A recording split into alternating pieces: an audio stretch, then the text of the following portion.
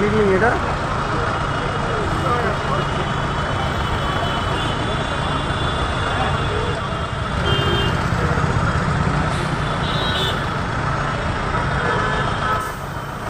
এদিকে গাড়িও তো যাচ্ছে, কোনো আটকায় নেই, অথচ আগুন লেগে যাচ্ছে।